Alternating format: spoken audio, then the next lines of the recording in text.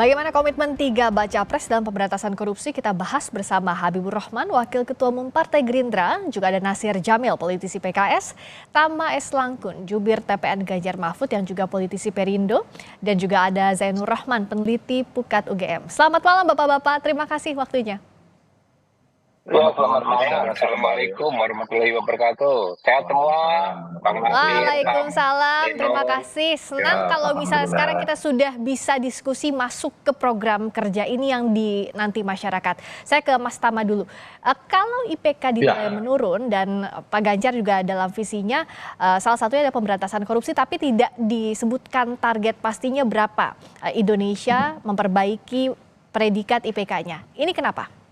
Ya, Priska, kalau dokumen visi misi dibaca lagi lebih serius, Ganjar dan Mahfud justru menawarkan bahwa anti korupsi itu menjadi fondasi dalam ke-8 aksi atau misi yang akan dikerjakan. Ada 3 fondasinya.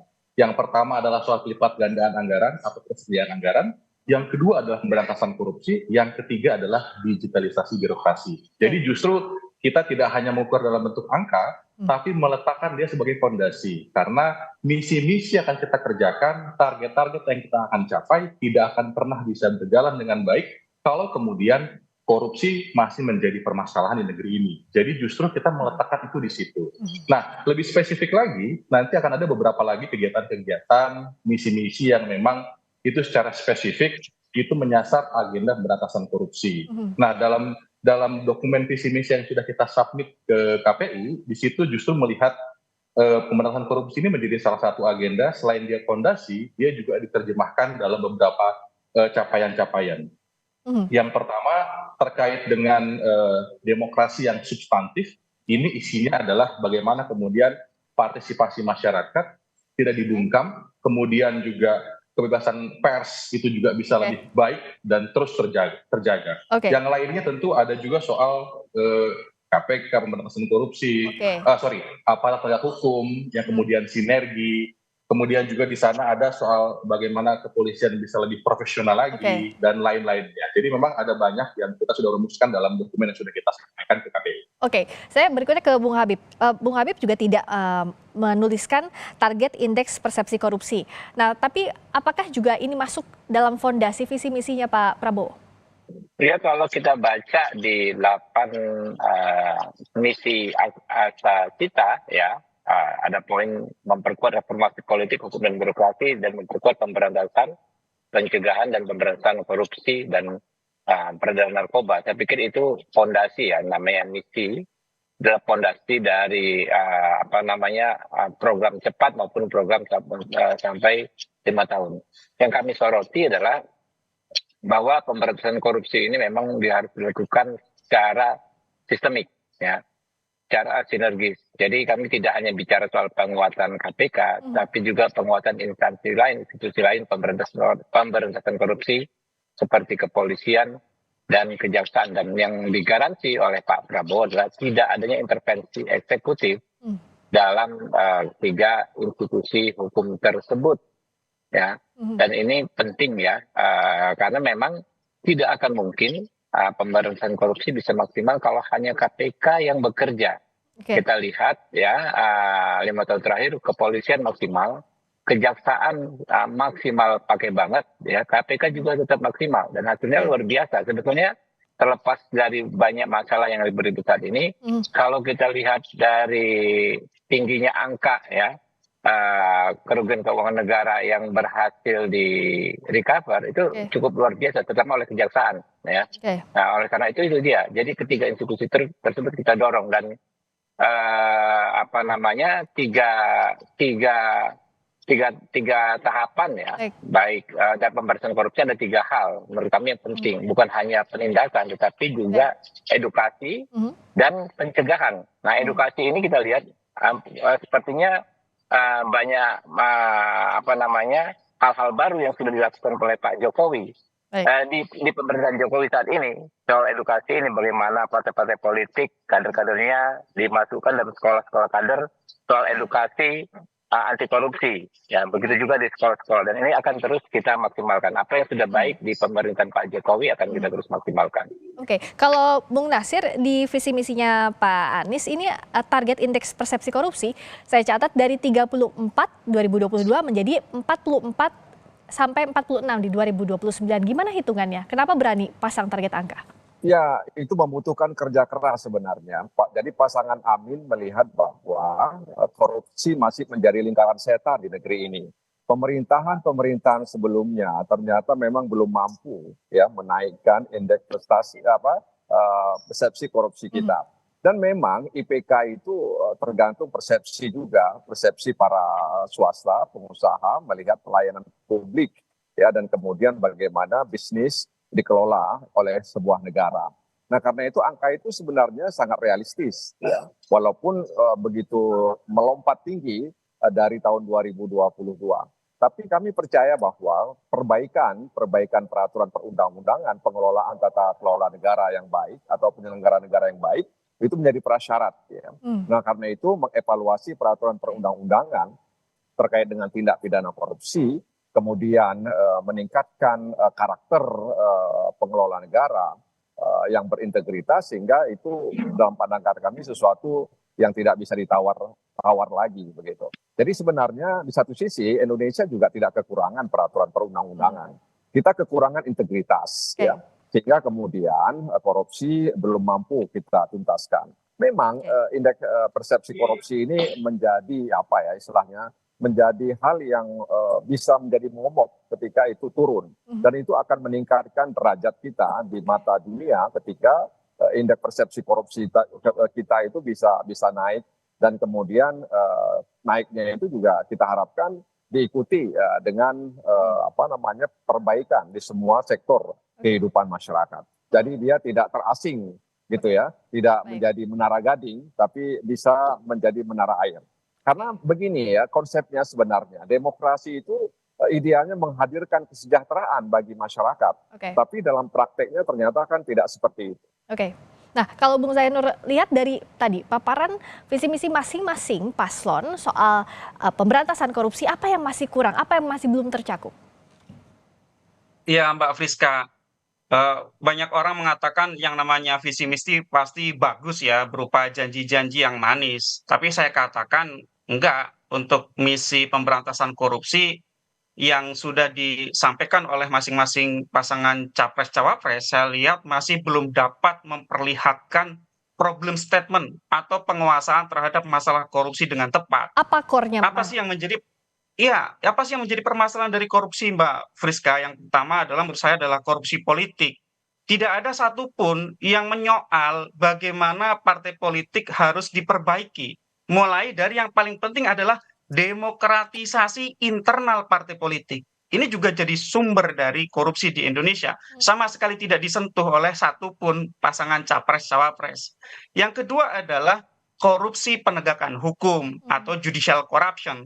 Ini menjadi penyakit. Kenapa? Karena tidak mungkin menyapu lantai Republik sampai bersih kalau sapunya sendiri kotor. Tidak ada satu bentuk tawaran yang benar-benar jelas bagaimana untuk melakukan reformasi penegakan hukum oleh masing-masing capres-cawapres. Yang ketiga adalah dari sisi substansi hukumnya. Menurut saya masih banyak sekali kelemahan dari pengaturan peraturan perundang-undangan untuk pemberantasan korupsi, Mbak Friska. Kita belum punya undang-undang untuk merampas aset hasil kejahatan, pemberantasan transaksi uang kartal, atau juga mengkriminalisasi illicit enrichment, unexplained wealth, dan lain-lain. Itu juga sepertinya tidak dibahas dengan cukup oleh capres-cawapres ketiganya. Juga saya ingin mengatakan bahwa dari masing-masing pasangan capres-cawapres tidak ada satupun yang secara tegas menawarkan mengembalikan independensi KPK. KPK itu permasalahannya bukan lemah atau kuat, tapi permasalahan KPK adalah permasalahan independensi. Ini tidak ada. Ini padahal sesuatu yang sangat mendasar. Juga satu lagi, Mbak Friska, soal aparat penegak hukum. Aparat penegak hukum di Indonesia itu sangat kuat. Kita itu KUHAP Kitab Undang-Undang Hukum Acara Pidana itu bertipe crime control model, bukan lemah, sehingga bukan untuk diperkuat lagi aparat penegak hukum kita, tetapi dikontrol dengan dasar-dasar due process of law untuk menjamin hak asasi manusia, sehingga tidak mudah menyeleweng atau biasa disebut sebagai judicial corruption, Mbak Friska. Ini juga menunjukkan bahwa tidak ada pemahaman yang tepat mengenai pemberantasan korupsi. Terakhir, Mbak Friska, adalah peran serta masyarakat, bahwa pemberantasan korupsi itu tidak bisa lepas dari culture, dari bagaimana masyarakat juga berperan. Kalau kita lihat suap itu juga ada faktor masyarakat. Kalau kita lihat ada pelaporan terhadap korupsi itu juga dilakukan oleh masyarakat. Artinya ada supply and demand dari sektor masyarakat. Ini juga tidak cukup diadres oleh pasangan capres-cawapres. Sehingga sebenarnya saya sangat kecewa terhadap pasangan capres-cawapres yang sangat sumir di dalam memperlihatkan tawaran misi pemberantasan korupsi di Indonesia, Mbak Friska. Baik, menarik catatan kritis ini. Saya ke Bung Habib dulu. Tidak ada disinggung korupsi politik, korupsi penegakan hukum, substansi hukum, independensi KPK, aparat penegak hukum, dan juga peran serta masyarakat. Gimana Bung Habib? Masih di mute, Bung Habib? Tolong unmute dulu. Soal independensi KPK, bukan hanya KPK kok yang disampaikan Pak Prabowo dijamin untuk tidak diintervensi, yaitu semua institusi penegakan hukum. Tadi sebagaimana disampaikan di paket yang disusun oleh rekan-rekan Kompas TV kan seperti itu, dan memang itulah yang disampaikan Pak Prabowo, kita menjamin tidak adanya intervensi, artinya kan memang menjamin independensi. Yang kedua, soal korupsi kita melihat dari sudut pandang apa, sektornya seperti apa yang paling urgen. Semuanya urgen kok, gitu. Kalau politisi ini seksi aja di pemberitaan, tapi kalau dari segi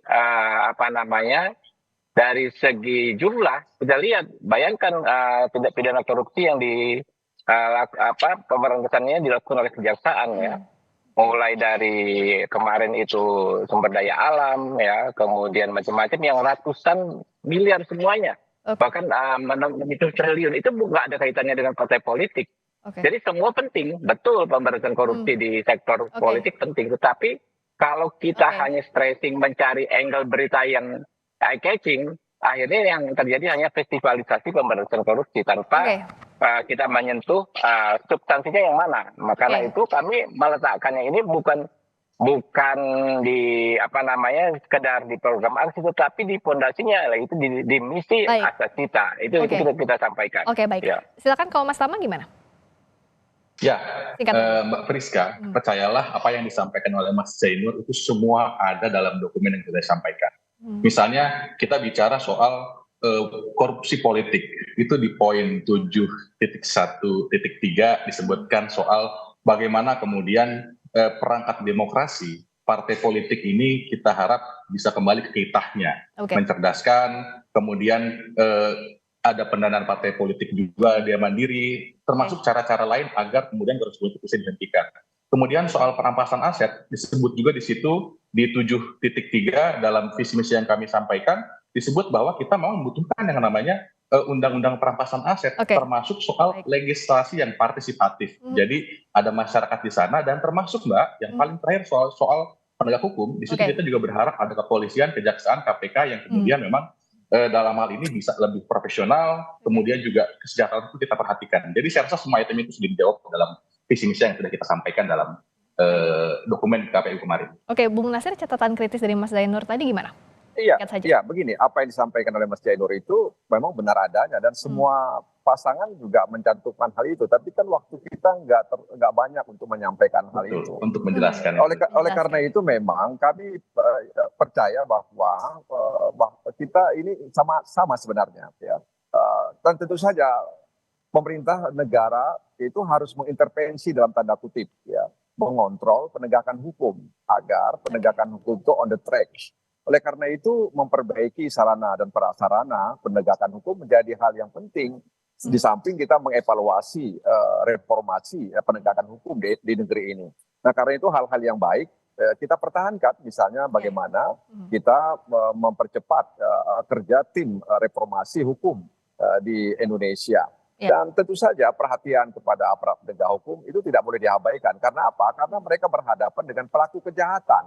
Nah, pelaku kejahatan itu kan godaannya besar, ya, sehingga kadang aparat penegak hukum itu tergoda dan mereka menyelewengkan kewenangan yang mereka miliki. Jadi mengontrol itu bukan berarti mengintervensi, tapi memastikan bahwa semua struktur hukum itu bisa berjalan dengan baik. Dan karena itu pasangan Amin yakin bahwa peningkatan indeks persepsi korupsi di KPK itu atau di negeri ini itu bukan suatu yang utopia.